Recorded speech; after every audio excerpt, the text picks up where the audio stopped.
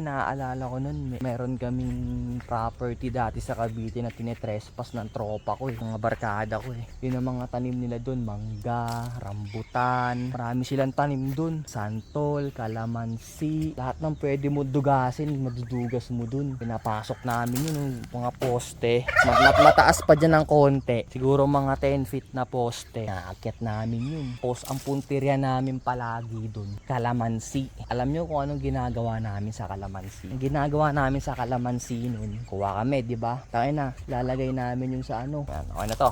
Ang ginagawa namin sa kalamansi nun, mga damit namin, tatali namin yung damit namin nun. Manggas, dalawang manggas.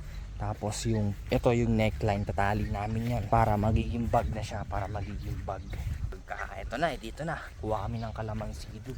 Mga nakaka-4-5 kilong kalamansi din kami sa sobrang dami. Sobrang dami nung kalamansi nakuha na.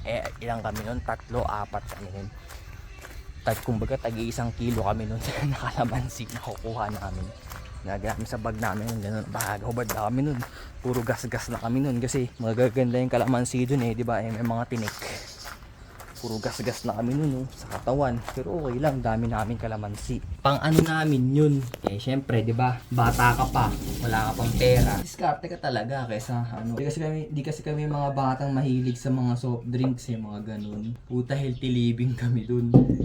So ginagawa namin yun sa kalamansi. Kuha kami madami.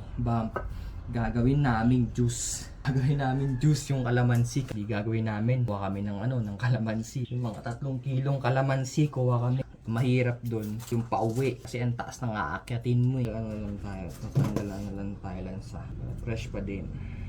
Paminta lang to. Sabi niya. Tis na lang, no?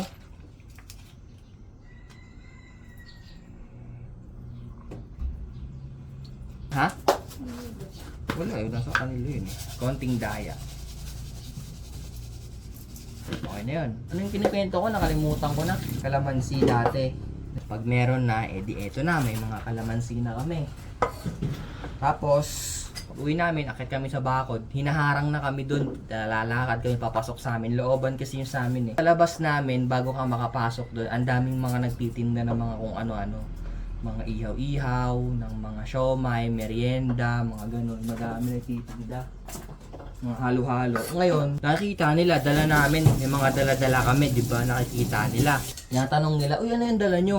Yung kalamansi po, ganun. Kinuha namin yan. Alam nila kung saan galing. Kinuha lang namin dun sa kalamansian ng Nangyayari ngayon, binibili nila. Binibili sa amin ng mura. 20, 30, 1 kilo, ganun. So natitira sa amin, mga 1 kilo lang, 2 kilo, ganun. Pang-juice namin. Nakakabenta kami ng kalamansi, yung pang-computer namin, tapos pambili namin ng asukal.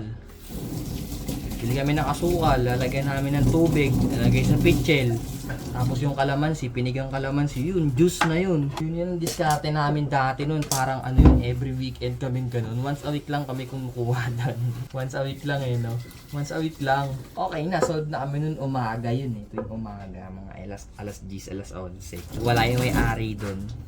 Puntahan namin dun tara, kuha na tayo. Juice kami dun Tayo na yayabang namin dun sa labas. May mga dala kaming pitcher tsaka baso. Akala mo nasa resort